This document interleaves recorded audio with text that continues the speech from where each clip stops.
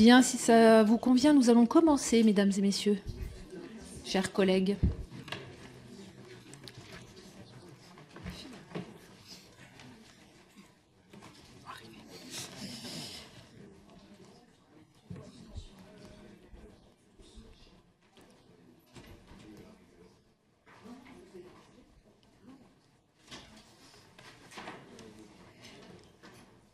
Mes chers collègues, notre ordre du jour appelle l'examen de la proposition de loi visant à la refondation du modèle du financement public des établissements privés sous contrat afin de garantir la mixité sociale en leur sein, dont M. Paul Vannier a été désigné rapporteur.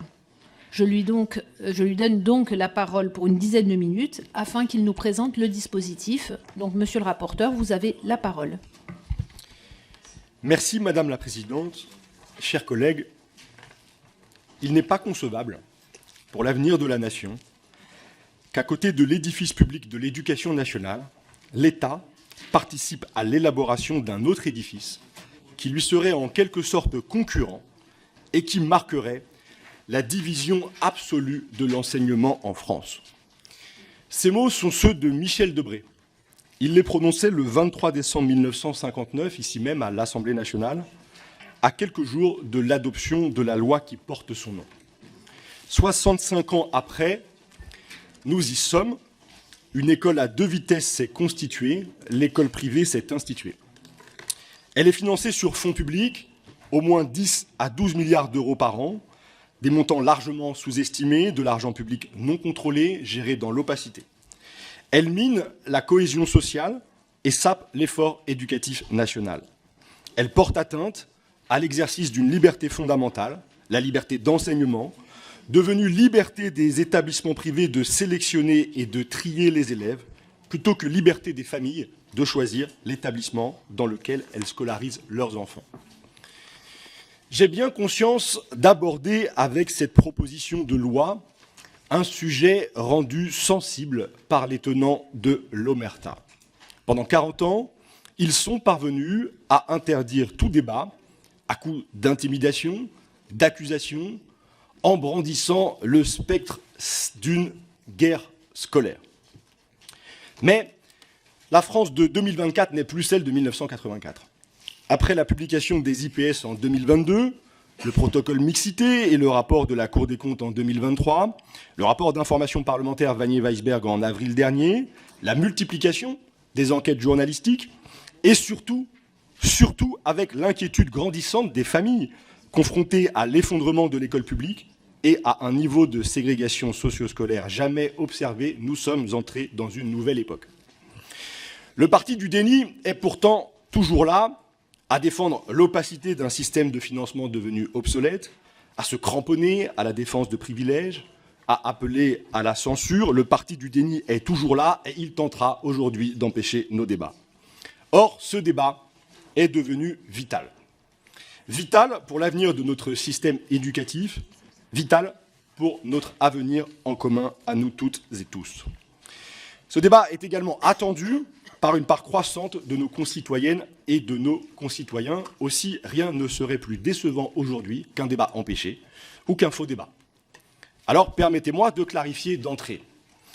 L'objectif de cette proposition de loi n'est pas de remettre en cause l'existence d'un enseignement privé sous contrat. Il est de garantir la mixité sociale et scolaire dans l'ensemble des établissements relevant du service public d'éducation, de finir avec le séparatisme éducatif, de faire, au fond, prévaloir la loi de la République partout dans notre République. Les établissements privés ayant choisi de contracter avec l'État reçoivent des financements publics. Ils représentent en moyenne les 3/4 de leur budget. En contrepartie, ils s'engagent à respecter les règles et à participer pleinement aux missions dévolues au service public de l'enseignement. L'une de ces missions, fixée à l'article L111-1 du Code de l'éducation, est la lutte contre les inégalités sociales et territoriales en matière de réussite scolaire et éducative. En conséquence, le service public de l'enseignement doit veiller à la mixité sociale des publics scolarisés au sein des établissements d'enseignement. Cette obligation légale s'applique en théorie aux établissements privés sous contrat comme aux établissements publics. Or, en l'absence de toute disposition légale permettant de sanctionner le non-respect de cette obligation, elle reste, s'agissant des établissements privés, purement incantatoire. Pourtant, L'ensemble des études scientifiques montrent que la mixité sociale et la mixité scolaire, ces deux variables étant positivement corrélées, ont un impact significatif sur la réussite de l'ensemble des élèves, cet impact étant plus marqué pour les élèves issus des milieux défavorisés et pour les élèves les moins performants d'un point de vue académique. Au terme de mes auditions, j'ai d'ailleurs déposé des amendements visant à compléter l'objectif de mixité sociale d'un objectif de mixité scolaire. Il y a bien sûr des élèves de milieux défavorisés qui réussissent et des élèves de milieux favorisés en difficulté. Et c'est bien l'effort éducatif à destination des élèves en difficulté qui doit être mieux partagé. Or, ces élèves se retrouvent aujourd'hui bien trop concentrés dans certains établissements. La situation n'a pas toujours été celle qu'elle est aujourd'hui. Les établissements privés ont longtemps été choisis par les familles pour leur caractère propre. Ce n'est plus le cas aujourd'hui. La recherche de l'entre-soi social est devenue la motivation principale. Conséquence, depuis le milieu des années 2000, les écarts de composition sociale entre établissements publics et privés ont commencé à s'affirmer. Aujourd'hui, ce creusement s'accélère à une vitesse sidérante. La proportion d'élèves très favorisés est passée entre 2000 et 2023 de 26 à 42% dans les établissements privés sous contrat. C'est plus du double de ce que comptent les établissements publics. Dans le même temps, un taux d'élèves boursiers 3 fois inférieur en moyenne dans les collèges privés sous contrat que dans les collèges publics et 2,5 fois inférieur s'agissant des lycées. Aujourd'hui, 5 fois plus d'élèves en SECPA dans les collèges publics que dans les collèges privés. Et en moyenne, les établissements privés ont un écart d'IPS de 15 à 20 points en comparaison avec les établissements publics situés à proximité.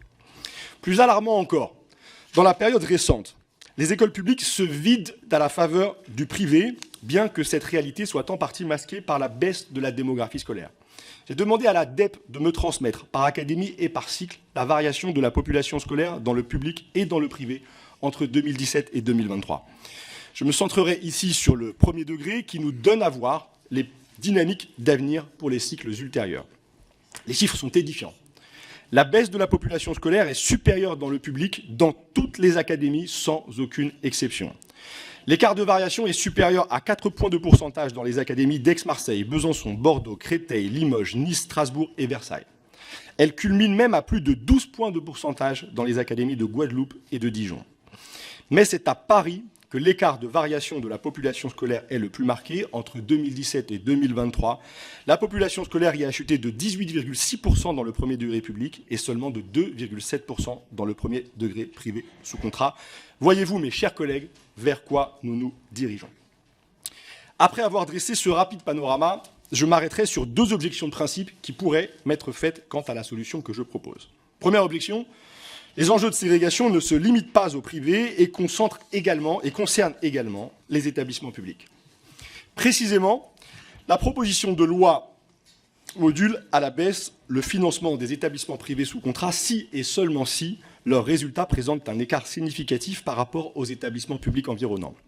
J'avais initialement envisagé de les comparer à l'établissement public du même secteur, mais cela semblait trop limité par rapport aux échelles réelles de recrutement des établissements privés.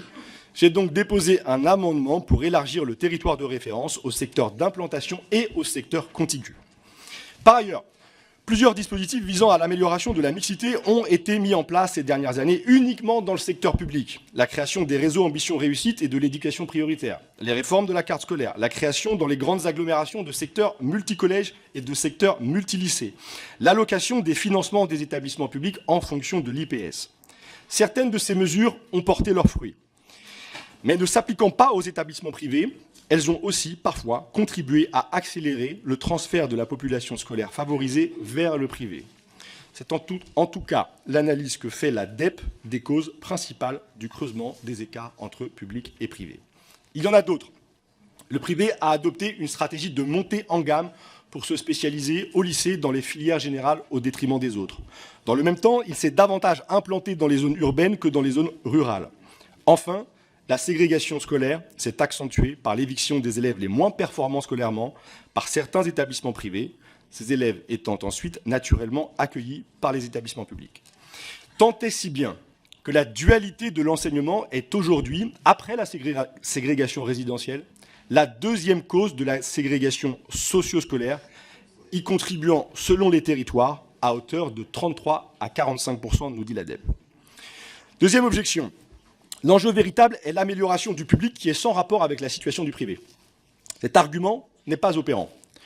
Du fait de la parité des financements qui s'impose dans le cadre législatif actuel et de la non-fongibilité des enveloppes budgétaires du public et du privé, il n'est pas possible d'augmenter les moyens de l'un sans augmenter en proportion les moyens de l'autre. En outre, toutes les études scientifiques démontrent qu'une fois lissé l'effet IPS, les établissements publics font déjà aussi bien, voire mieux que les établissements privés pour faire progresser leurs élèves. Je vous renvoie, pour vous en convaincre, aux indices de valeur ajoutée au collège et au lycée publiés par l'ADEPE. Par ailleurs, le public ne fait pas moins bien. Le public est astreint à la carte scolaire et ne sélectionne pas ses élèves. Le public met en œuvre seul des dispositifs de mixité parfois contraignants pour les familles ou qui provoquent des effets de stigmatisation sur ses propres établissements.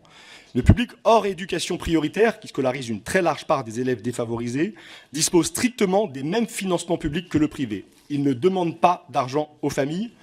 Dans ces conditions parfaitement inégales, comment s'étonner que le privé affiche de meilleures performances brutes? Combien de familles auraient-elles choisi le public si elles n'avaient pas l'impression de léser leurs enfants en faisant ce choix dans des endroits où les établissements publics concentrent 50, 60, voire 70% d'élèves défavorisés?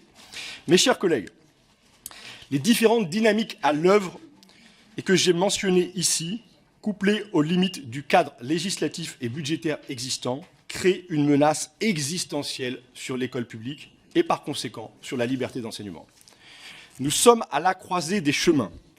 Ne pas agir, c'est laisser s'instituer une école à deux vitesses, inégalitaire, globalement moins performante et incapable de jouer son rôle de creuset républicain. En légiférant, nous pouvons conduire les établissements privés à prendre réellement leur part dans l'effort éducatif national, en accueillant aussi des élèves moins favorisés et ou moins performants scolairement. Nous pouvons lutter contre la division de notre société, améliorer les performances globales de notre système éducatif et sauver l'école publique à laquelle je sais la grande majorité d'entre vous attachés. Je vous remercie pour votre attention.